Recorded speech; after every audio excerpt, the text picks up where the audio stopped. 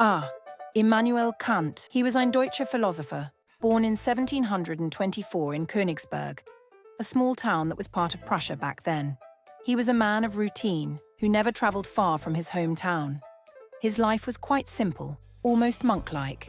He wasn't married, and he lived alone, devoted entirely to his studies and teaching. Kant was known for his punctuality. It's said that people in Königsberg could set their clocks by the time he took his daily walk, always at the same time, every day. He enjoyed quiet and order, and he wasn't fond of anything that disrupted his peace or routine. What he really didn't like was anything chaotic or unstructured. Now about his work. Kant is most famous for his Kritik de la raison pure, Kritik der reinen Vernunft, published in 1781. This book is important in philosophy. In it, he explores how we perceive the world and the limits of human understanding. He argued that our knowledge of the world is shaped by our senses and mind, which means we never know things as they are in themselves, but only as they appear to us, what he called phenomena. He also wrote Kritik de la raison pratique, Kritik der praktischen Vernunft, where he developed his ideas about morality.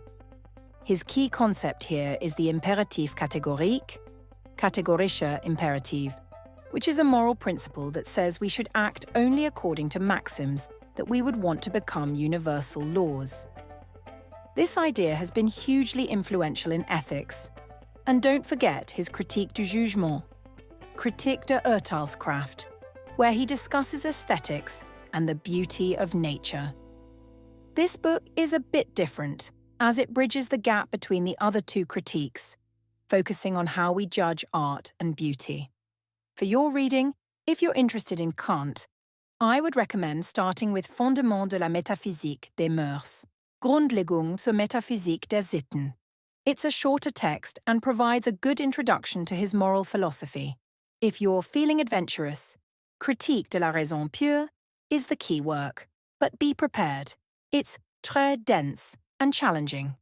Voilà! With Immanuel Kant, you will dive deep into the heart of philosophy